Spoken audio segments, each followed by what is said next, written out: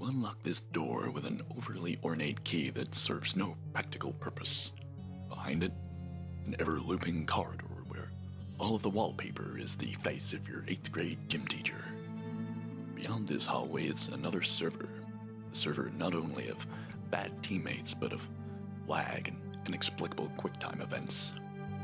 You're moving into the land of both shadows and jump scares, and of autosaves you definitely didn't want and do not trust in the slightest. Better save yourself as well. You've just crossed through the loading door. Oh my god. A place where ghosts clip through walls and batteries to... jump scare! That was really annoying. A place where batteries never last as long as they should. And where one brave player insists it's not that scary until something breathes in the left ear. Tonight we journey through the darkest corners of gaming. Cursed cartridges, devilish downloads, and horror titles that make you question if the screaming is in the game or in your soul.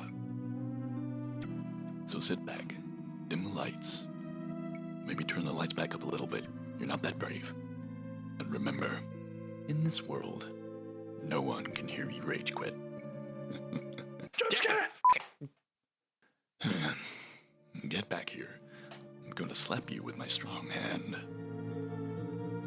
My name is Dan. My name is also Dan. And welcome to a very special episode of the Dan the Games Man podcast. As if you didn't guess, it is All Hallows Eve. It is the Halloween special. And today we're just dressed up in our normal clothes because this is what we look like when we're not normally recording podcasts. For the Halloween special, where we're going to be counting down some of our favourite scary gaming moments of all time. So we've definitely gone for some very different end of the spectrum costumes here. I have come as Patrick Bateman, as you can tell by the print on my card right here. It's actually a really rubbish card. And Dan has come as an angry Canadian. Captain Canuck. Dang it, they sent me the wrong one again. So we are going to go back through our gaming past and talk about some of the scariest moments in all of gaming. And Yes. For myself, I think the fear really started with Resident Evil on the PS1. Can you think of any kind of scary games you played previous to that? Not especially, no. See, for me, I think that was the first scary game I ever played. And it was definitely an age where I shouldn't be playing it. Yeah. I think strangely, my first memory of anything particularly scary was Code Veronica on PS2. Oh, lovely. So, yeah, everyone... I think it's very much like everyone's first adult game being like Grand Theft Auto. Yeah. But they probably shouldn't be playing Grand Theft Auto. But, you know, what can you do? So, Swings and roundabouts. yeah, did you play the first Resident Evil back in the day? Not back in the day, no. I have since, but no, my first Resident Evil was Code Veronica. And let me tell you, teenage me did not really get it at the time. No, it's a bit of a confusing game even still now. And yeah, I still have... I like having the glasses on. I have really fond memories of like the first night me and my friend... It was actually my friend who bought Resident Evil for the PS1. Nice. We were living in Chrome at the time. We drove up to Norwich for late night shopping. Saw this game in HMV or Virgin. And we were like, whoa, what is this? And I grabbed it. I think it was 40 quid at the time, which was like all the pocket money. And I remember getting back to his that evening, and I think I stayed over and we played it to like the very early hours because Nice. I won't say who it is, the friend, but he was like too scared to actually physically play it. So I was like playing it, but oh my. That time, the first time I've ever been made jump by any game. Can I guess? Is it the dog in the window bit? It was the dog in the window Dog in bit the window because bit. it was like no one was expecting like a dog to smash through the window. No, it's generally not something that happens all the time. No, and yeah, it wasn't the zombie turning around and going. No, it was like, oh, that's like low key horror. Yeah. It was like it was the dogs. That's what really made me jump. Yeah, I think that's one of the first instances I can think of a decent jump scare in video games. Yeah. So kind of carrying on. So obviously, I was a little bit before you in the Resident Evil playthrough. So I remember like I'd kind of grouped Resident Evil 2 and 3 together because they both have the common theme of being kind of hunted down by something all the way through. Yes. Like in Resident Evil 1, you had the kind of fear of the hunters. Yeah. which were pretty brutal, but you kind of got into the game a bit more before they came. Then obviously with Resident Evil 2, you got to complete I think Mr. X came on the second playthrough. I could be wrong with that one. It's been a while and memories muddled. Yeah. But definitely with Resident Evil 3, it was being hunted by the Nemesis. Oh, Big Nemi. Oh, big. That was a grim. We don't like Nemi. That was grim being hunted down by that. And it really carries over well into the remakes of both 2 and 3 as well. Yeah, and I think also the added, like, oh my god, what? Of not just having a big thing thumping after you, but this one is now armed to take out a small city. Yeah, I think it was one thing kind of having Mr. X we always refer to it as the Terminator. Because once again, it's the whole thing with the dogs. It's like you go into a room and go, oh, this was safe. Then you go into it like next time. It's like, no, it's not. He comes smashing through the door and you're just absolutely taken back. I'm being attacked by everything already. Good old Halloween. We haven't even talked about our third guest here. Your dad's just gently touching her leg. Yeah, I feel like... And then Code Veronica came after that. Which was a bop, if bafflingly confusing. And then I think what really got me in that was... I don't remember being chased in anything, or by anything in that, but the Bandersnatches, the big rubber arm dudes that were just... yeah, they were really quite creepy. Like, I'm over here. Oh, so I'm safe, aren't I? No. Reaches across the room, slaps you in the face. Not ideal. Yeah, I feel like it was really starting to... That was the kind of point when Resident Evil was definitely starting to get more into the kind of body horror of it. Mm-hmm. Like the weird experiment, stuff like that. Because, like... But then going from that to Resident Evil 4, which kind of reimagined it, I think that the horror of that was really just the desperation. Yeah. Like that starting section of Resident Evil 4 when you're just in that very small kind of bit of village. It's like, survive. How? Yeah, figure it out. Oh. And then you got like, the chainsaw. I think that still puts... A lot of people probably like their first fear of a chainsaw be Texas Chainsaw Massacre. That was my first experience of the chainsaw being something scary rather than something people just use in the countryside. Yeah, because it's just so... You got all the other guys with their hatchets and their pitchforks. It's like, okay, this is not great, but I can deal. And then the power tools come out and it's loud, it's aggressive. He has a sack for a face. None of it is particularly relaxing. Yeah. And then you kind of have the same mentality in Resident Evil 5 with the massive groups and the big executioner dude with his axe. Oh, yeah. That's more kind of the horrors, the desperation of it all. Mm-hmm. And then the horror of Resident Evil 6 is just the fact it's Resident Evil 6. Yeah, that it exists is quite troubling in and of itself. And then arguably, I would say with 7 and 8, in two totally different ways, you have the scariest part of the franchise ever. Grandma? The whole thing of Resident Evil 7 of not really having weapons and really taking it back to a desperation, which is something we're going to touch on all the way through this podcast. Desperation in horror makes it way worse. Like when you haven't got the weapons to fight back. Yeah. Or you're not like, by the end of Resident Evil 2, you can be walking around with rocket launchers and miniguns. Yeah. But like in that, you're like, right, I got a shotgun with like 3 shells and I'm going to try and kill a boss who I can't physically kill. Yeah. And angry grandma's coming out of the ceiling. I don't have enough flamethrower ammo. How's this going to go? And then Resident Evil 7 for me was also my first experience of playing VR horror. Nope. Which is an entirely different kettle of fish because that game is absolutely pant-browningly scary in VR. I think I got an hour in VR. I think you've got to be a very strong-willed person to get very far playing that in VR. Yeah. And I think also at that point the controls were fighting me because I had like the OG Move controllers for PlayStation VR and it was like, we're going to teleport to the next room. Bye! Yeah, not the best. But then I think for me the pinnacle, this is just from a personal preference, the pinnacle for me of horror in any Resident Evil game came in Resident Evil 8 Village. Not by Big Tall Vampire, because, that's just Big Goth Mama. We like. It's the weird, creepy house of dolls and toys coming to life, going hee hee hee, and being creepy. Because anything like that, infinitely creepier. Yes. Infinitely creepier. Nothing is creepier, though, than a big baby in the basement. Awful. I think I literally physically screamed playing Big Baby in the Basement bit. Yeah, that's... Because... And I feel like there's going to be a lot if you haven't played it, trust me, just look at the baby chase sequence. Once again, no weapons. You have to hide under beds, and it's just constantly crying and chasing you. And the death animation is grim because it just swallows your whole. It's going, just chasing it around, just like, oh, it's awful, awful, awful boss. Probably one of the reasons I haven't replayed it since, but I feel like with Resident Evil 9, we're going to have something like on the same level of grim. Yeah, I mean, the bits have already shown in the teaser of that thing that's chasing. Yeah, the big thing like chasing around a retirement home. That looks pretty scary, but I wonder if we'll get zombies again. I'm hoping. Yeah, obviously we're recording this way before the February launch. Yes. Which is a shame because I think that would have been a really good time for it to come out. But that wasn't the only kind of big scary horror game on the PS1. What other one could you be thinking of, Dan? Rapper the Rapper. So obviously by this point I'd played Resident Evil 1 and 2 and I think 3, and then me and my friend were thinking, oh, we're going to find like another cool like survival horror game on PS1. I don't know what this game Silent Hill is. Probably quite peaceful. Sounds like a farming sim. Yeah. And I think because that really puts the psychological into psychological horror. 100%.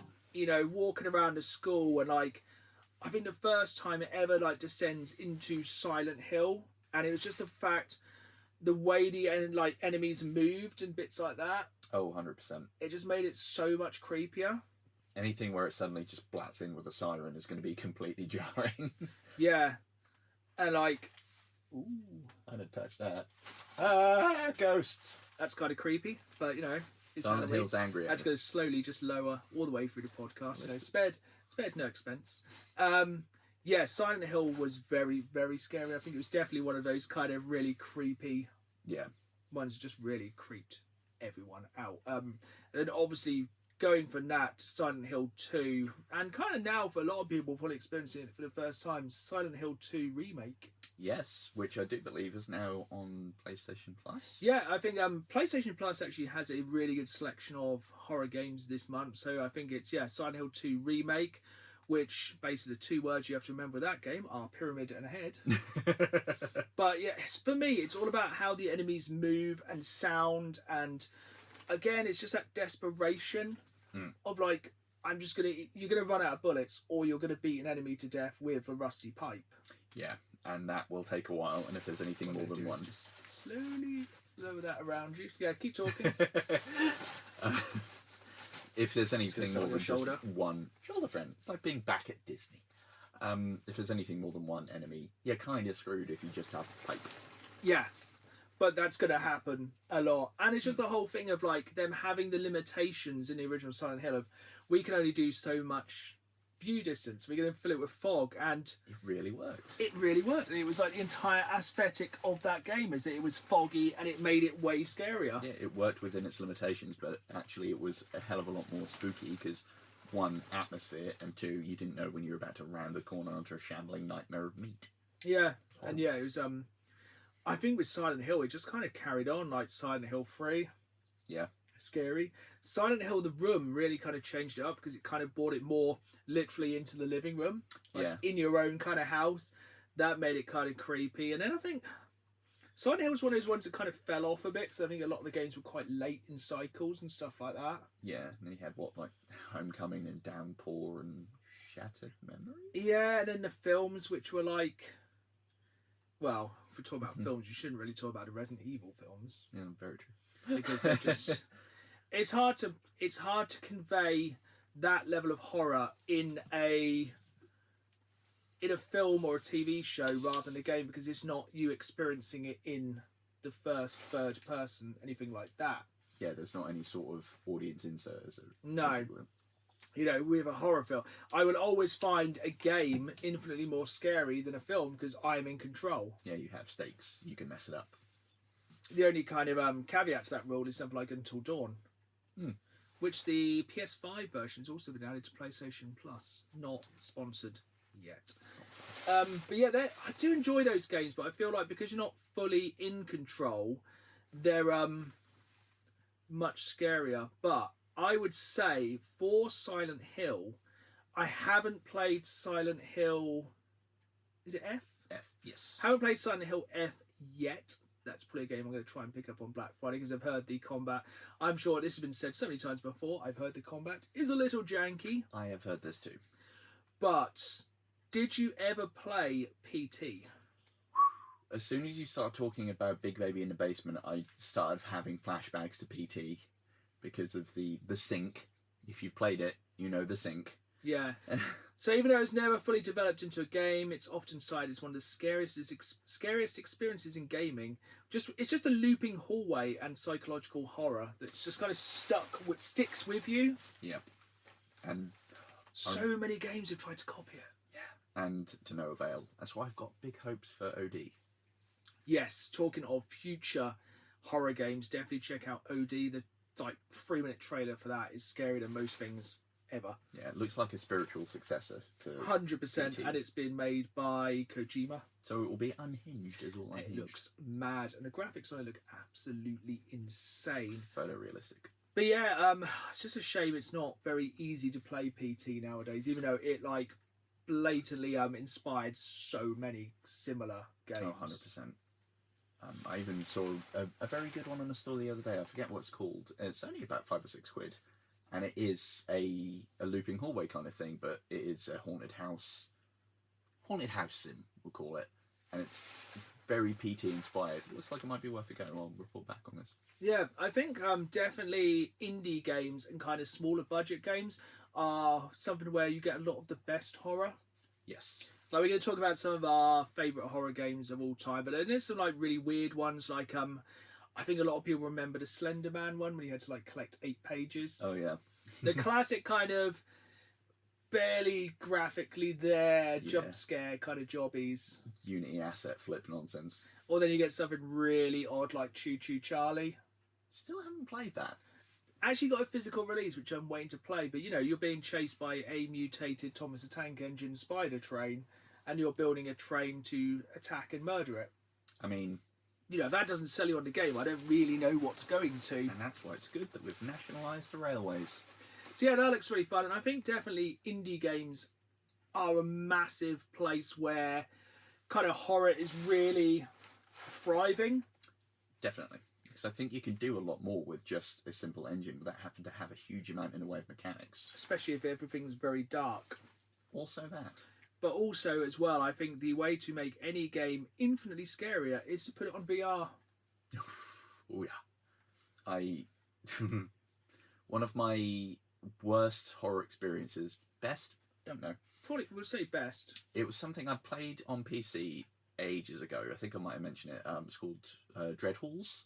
Yeah. And very graphically simple, first-person walking simulator thing.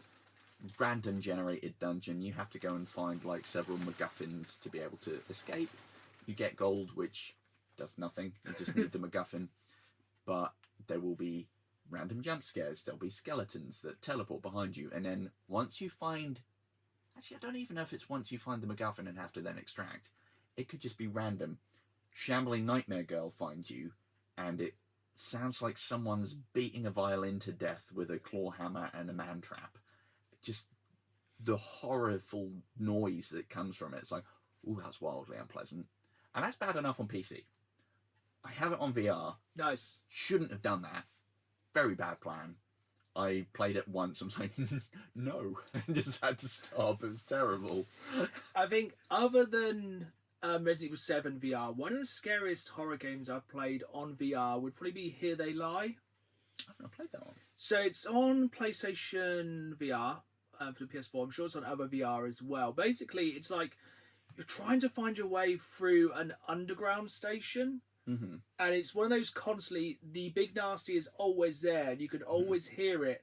But it's also the classic, it disappears when you turn round until it's direct, like the kind of weeping angel thing where it's only going to appear right behind you and make you jump.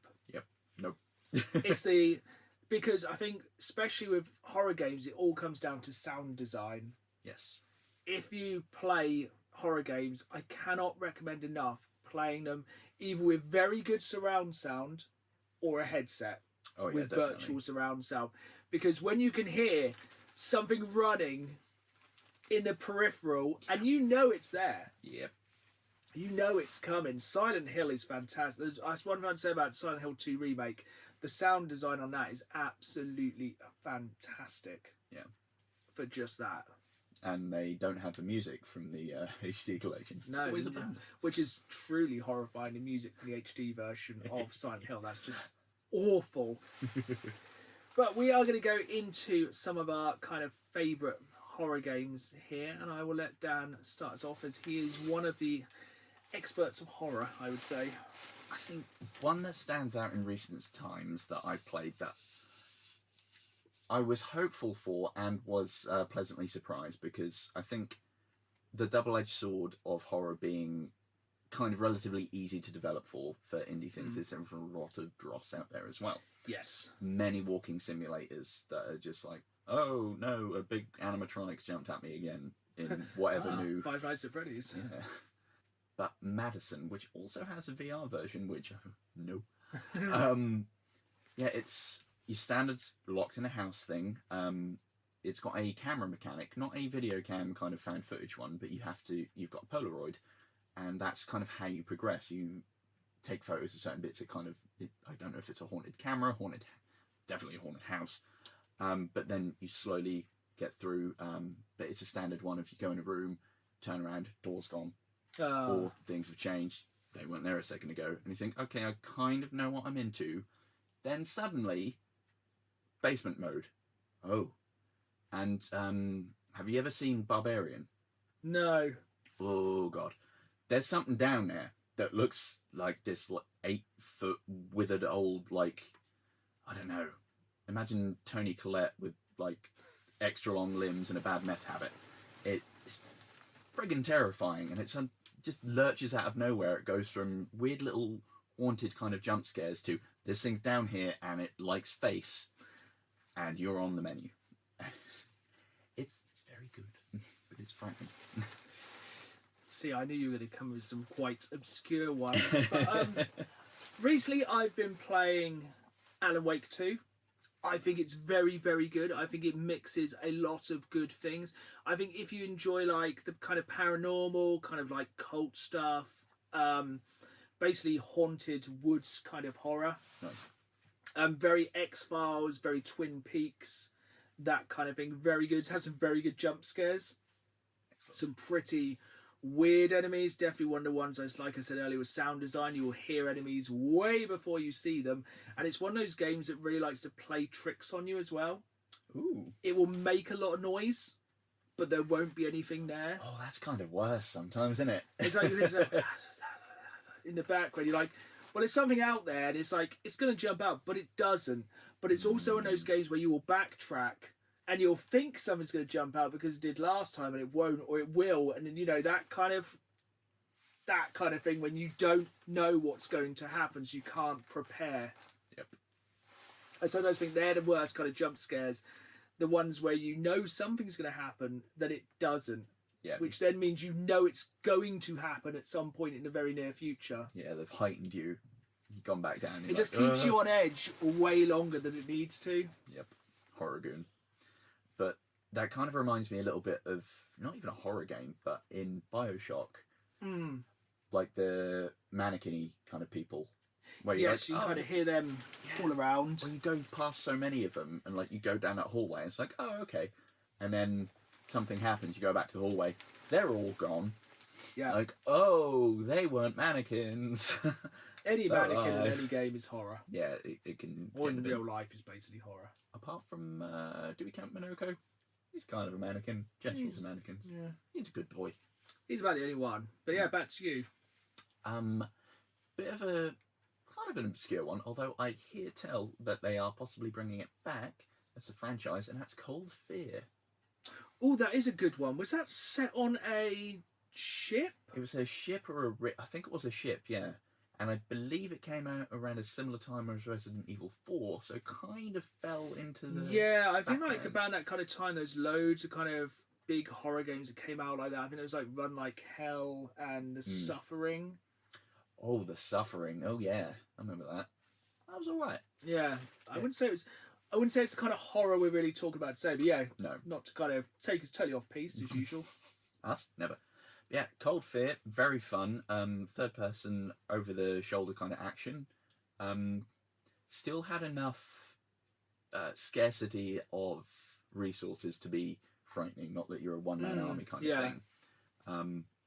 But yeah, it was very of the same cloth as Resident Evil 4 and was actually pretty good, and it was a shame it kind of fell into obscurity, and only until recently there's been any talk of bringing it back in any way, shape or form. But yeah, very, very spooky enemies kind of based around ocean life, which there's some weird stuff down there anyway without horror. So Are we talking like kind of those weird anglerfish and like if I remember rightly, serpent-y people? Yeah, probably some jellyfish nonsense going on in there, or just like I think that's a game I've never played. I might actually have to go and play that one. It's pretty good. I remember it being pretty good, so if it's not, roast tinted glasses. Speaking of a game which actually got a remaster very recently, and that's The Thing. Ooh, I've not played the Very, remaster of that. very good film. Very, very good game from the OG Xbox. Did it get a PS2 release, or was it just OG Xbox? It did get a PS2 release. Yeah, so PS2 and OG Xbox. Basically, very much based on the movie. Essentially, that game was just all about paranoia. Yes. Because the entire thing of the game is trying to work out where the thing is.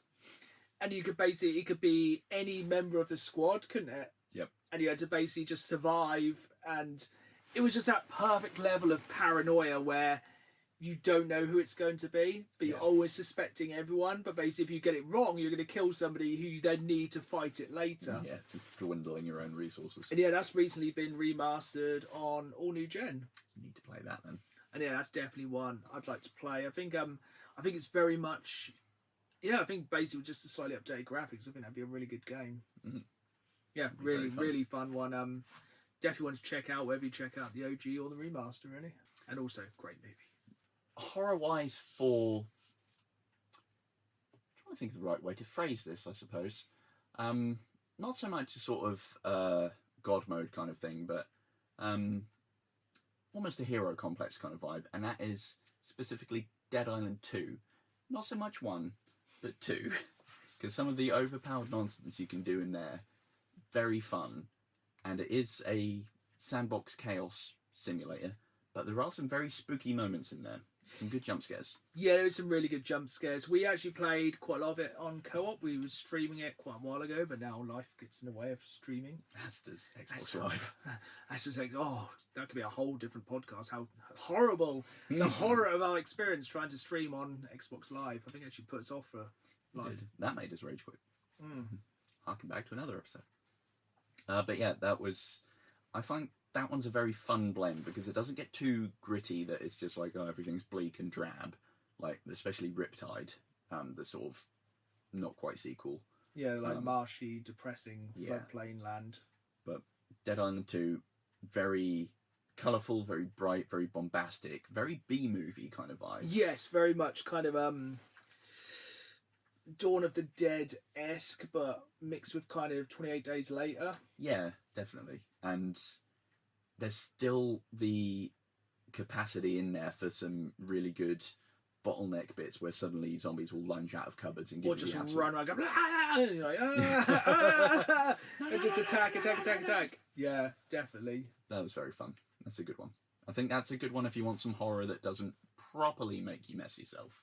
Yeah, it's a good one for kind of like just some basic jump scares you can then basically pound into the dirt with a sledgehammer. Yeah, it will scare you, but you're perfectly equipped to deal with it. And I think on the same kind of topic, but I would definitely say scarier is Dying Light. Oh, 100%. Because basically Dying Light took that formula, added in parkour, then added in the day-night mechanic where the nighttime can get in the bin. Yeah. Ferals don't worry, you get more XP, but the enemies are more powerful and they can run a lot faster and they can also do parkour and they will chase you down and kill you. And they're all massive, grey and naked and they scream, if I recall. Yeah, definitely. But once again, fantastic game to play with friends. Yes. Very spookums. What have we got next? I gotta just drop that one as a little bit of a bonus. So another game, a game from a franchise I know we both really enjoy, And there's been many good Alien games over the years. Ooh. Was this on your list already? Was, yes. Yeah. Alien Isolation. I presume it's Alien Isolation, not Aliens Colonial Marines. That was bad for a whole lot. That was scary just for another horror reason. for a different reason, because it was horrible. Oof. Yeah. What can we say about Aliens, whatever they've just I think caught? the dev has recently come out as saying, yeah, the AI on the Alien was too good. Basically, it figured out what you were doing, and you were boned from the very minute it turned up. Yeah, so essentially you are trying to outwit the alien and escape from a ship, but the alien learns from you. It can hear you, which is especially bad if you're trying to stream the game, because if you have a mic plugged in and you make a noise, it will hear you, and it will track you down. It will pull you out of lockers, from under beds, and it will kill you in increasingly violent ways. Yes. And being a first-person game, if it's seen you and you're running, it's the whole thing of sound design. You know it's nearby, but you don't know if it's right behind you. Well, you until normally the tail. know, yeah, when the tail comes through your chest, you're like, oh, I am dead. And then you slowly turn around and little jaw goes, and you're like, oh, that's that. I'm going to eat you with the small mouth. But yeah, that's a very good game. It is. It's a slow burn as well, because for ages, not much, and then synths, and okay, then it turns up. It's like, ooh. I found the synths kind of annoying in that game. They were a little bit, yeah, just kind of dull-faced, weird little homunculuses. Yeah, very, very good game. Very much used the Alien license to its full potential. I think so. Which so many games have fallen short on. Yeah, strangely. And I still need to play... The VR one? Yeah, Rogue Incursion. That looks very good, yeah. Whether I'm brave enough to play it in VR these days, I don't know. Please do and report back. Okay. If I don't turn up for the next episode, I died. Right, back to you. Now this is a bit of an odd one, because I guess it does count as a horror game, but I think technical limitations kind of make my brain go, was it really? And it wasn't one that scared me, so it wasn't like more of a formative memory like Resident Evil, but it was one of the first horror games I did play, and that was Splatterhouse 2. Ooh, that's a game I've never played, but I've heard very, very good things about. Yeah, it's copyright baiting Jason Voorhees. Yep, because basically hockey mask murderer goes on killing spree. Yep, he's even there in his cut off denim like vest thing, and he's ready to mess things up. And I swear, there's one bit I distinctly remember being in a room where it's like, what if we just dangle a load of shrieking, angry fetuses at you, and you then just have to deal with that problem? That sounds delightful. Yeah, it was a very strange thing to be on a Mega Drive. I don't really know what happened there. Yeah, I suppose it was around the same time as like Zombies Ate My Neighbours, when you got that giant baby trying to hunt you down again. What is it with that? Kids are scary. Giant babies are scary. That's very true. I mean, one's in charge of part of the world right now. That's really scary. Yes. I derailed my own thought there. Thanks. That's the point. Yeah, they did try and bring Splatterhouse back on PS3 360 era. With a gritty new remake. Yeah, and strangely, that wasn't as fun. Who'd have thunk it? Also quite expensive now Yeah, to get a physical copy. Yeah, very sad. I think I only have two more, which I'm going to kind of clump together. Okay. Because this kind of harks back to what I was saying at the start of this episode, where if you have no weapons, things way scarier. Very much so. So I've kind of clumped these together, and that is Amnesia: The Dark Descent and Outlast. Would you like to get to other ones that are on my list? Well, you definitely did. You have Outlast? Yep. I'll go through Amnesia then, because Amnesia was one of the first kind of really psychological horror games I played on PC, and obviously the entire thing with Amnesia: The Dark Descent is if you see too much, you will go insane, and essentially you're trying to make your way through a castle which is full of mazes and messed up stuff. Yes, many bad things.